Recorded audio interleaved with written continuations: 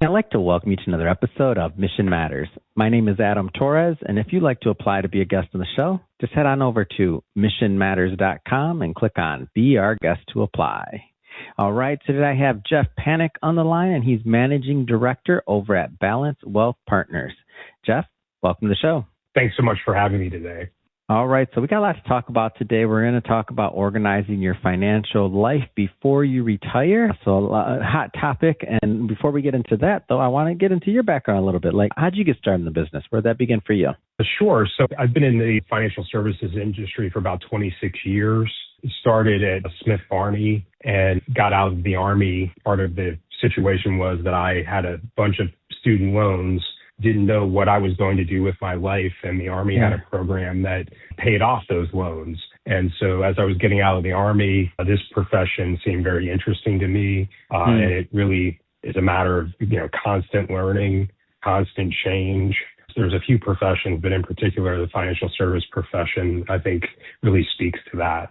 Yeah, I like to work in this kind of pay it forward question every once in a while when I get a chance, and I think you're a good person to bounce this one off of for the next generation, the people that are just getting started. You're going on 3 decades in this industry.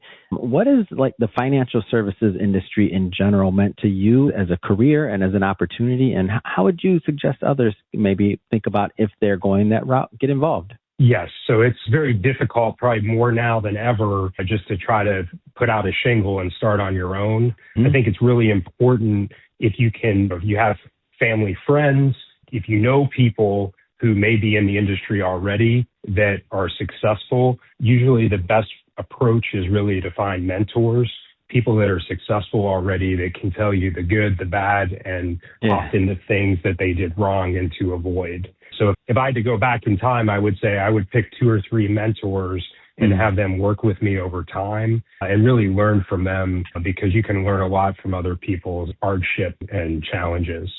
Yeah, that's awesome. Great advice, and I'd like to work that in when I can. So let's switch it up a bit here, Jeff. So first off, maybe start with telling me, before we get into planning everything else, maybe just tell us a little bit more about the firm, Balance Wealth Partners.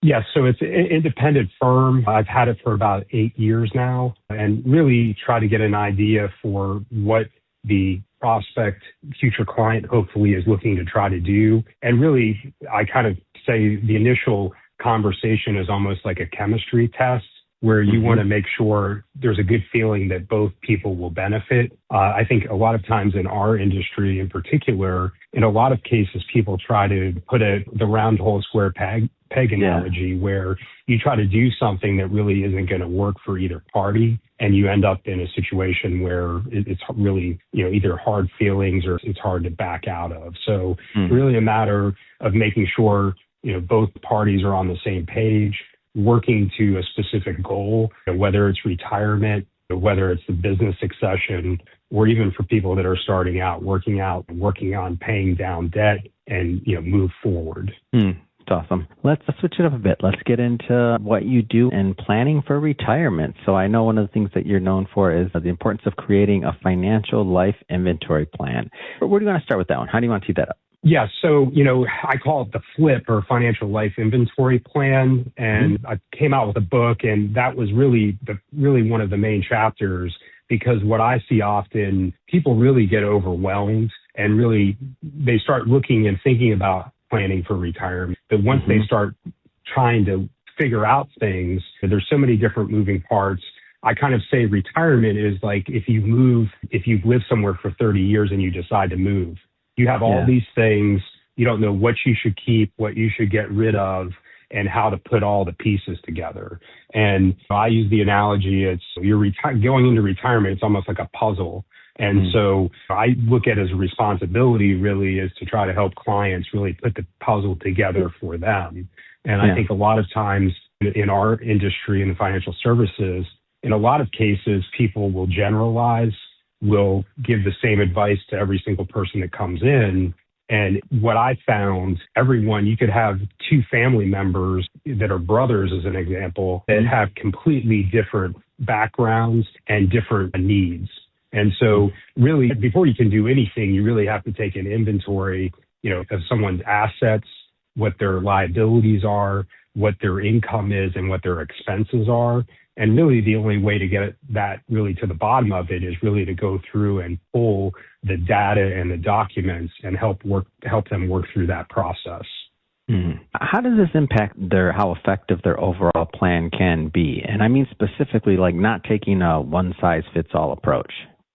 Yeah, so what I think it does, it's really kind of like a baseball analogy where you avoid curveballs, because if you're not fully informed as an advisor and you're making recommendations, oftentimes you can make the wrong recommendation.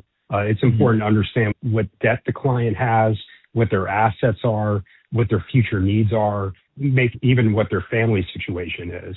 If they have an adult child, as an example, with special needs, or if they have a child that spends through money, that becomes an issue of talking about legacy planning, and really to get an idea of a holistic approach where you understand all the moving parts of their life, or as much as you can, to try to help them make an informed decision about their future. Yeah. Is there a number? Like we hear sometimes about like that number you need or that retirement number. Is there a number? Yeah. They always say 4%, 85% of income. Yeah. There's all these things that you throw out there. And the reality is it a myth? Is there a number? I don't know. I don't know. Again, I think there's certain direction towards it, but the problem you get into it is oversimplifying what the complexity of it is. And I look at saying, 4%, it's definitely different for someone that has debt that has to come out of pocket of their income to pay the interest and work on paying the principal. It's also, if you get into an environment like we had a few years ago where the rates are zero, things get very difficult to come up with the 4% on a consistent basis and get the increases that come along with that. I think the biggest thing that I see now with the number is maybe people reaching, and then you end up in a situation with what we call sequence of return risk, where eventually we're going to have a bad year. And if you have that bad year at the beginning of retirement, it can really put you in a tailspin in terms of what the projections end up inevitably being. Yeah, 2008, you were not lucky if that was the year, like something like that. Yeah, I got it. That was not, you couldn't project for that, right? That's why there's always that. Yes. And it's really a matter of just understanding whether it's a couple or an individual. You look at longevity, and we talk about how much longer people are living now. Oh, yeah. You look at healthcare, the cost of healthcare, understanding what liabilities there are, as well as just even on the insurance side, covering gaps, long-term care, areas where they could have a huge amount of expense in the future that, unless it's properly planned for, could really create a situation where it would put them in a long-term gap for their future. Yeah, it's been many years since I held a CFP designation, but I remember there was a certain age that you plan up to as a best practice, and then now I'm thinking about it, I'm like, with longevity, man, that age, I feel like it's getting longer and longer. Am I off on that? I don't know. It's been a lot of years since I've done a plan. It is, and that's really the thing. I think it's a matter of looking at trying to grow the assets in a reasonable fashion while you're taking distributions.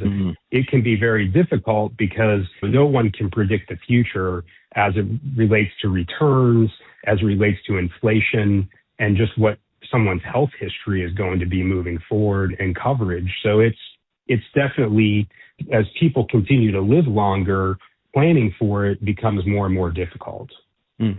Now, I know each financial plan is going to be different, and I understand that everybody should get their own done. But if we're just talking, generally speaking, best practices pre-retirees should follow and or consider. So the first thing they should do is they shouldn't make a New Year's resolution to all of a sudden decide to do it. It has to be over a period of time. As long as you didn't say they shouldn't make a resolution to lose weight. I'm like, wait, where's he going with this one? No, I'm just saying, that's me, Jeff. Sorry, go ahead.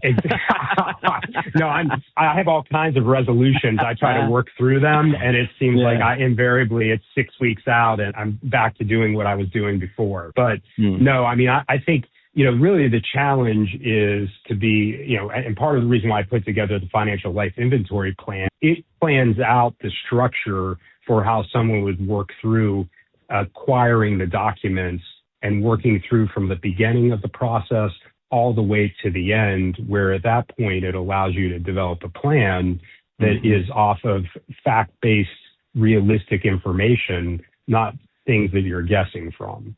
So I think it's easy for someone that's approaching retirement to wake up on New Year's on a weekend where they think they have something where there's a triggering event, whether it's their health, whether it's their company's downsizing, and all of a sudden decide to plan. But it really takes, in a lot of cases, I would say 6 to 12 months to have everything in place so that you have a full understanding of direction and what you can take as income versus what you want. And so I view it, and you can get very hung up along the process. So it's a matter of, part of having an advisor is having someone that can be, I wouldn't necessarily say an accountability partner, but someone that can walk with you through the path to try to get the other side where you feel comfortable and you can have a successful retirement. That's great. Jeff, this has been great having you on the show today. I mean, I know you got much more you can go into, but for today, how can people follow if they want to learn more about Balanced Wealth Partners or to connect with you and your team? Sure. You could go to my website, jeffreypanik.com, Panik with a K. And I also have a YouTube channel that has a lot of helpful videos that are more educational based, as well as I have several books that are on Amazon that are helpful, primarily focused on financial literacy. Fantastic. For everybody listening, just so you know, we'll definitely put some links in the show notes so that you can just click on the links and head right on over. And speaking of the audience, if this is your first time with Mission Matters and you haven't done it yet, hit that subscribe or follow button. This is a daily show. Each and every day we're bringing you new content, new ideas, and hopefully new inspiration to help you along the way on your journey as well. So hit that subscribe or follow button. And Jeff, thanks for coming on the show. Thanks so much for having me today.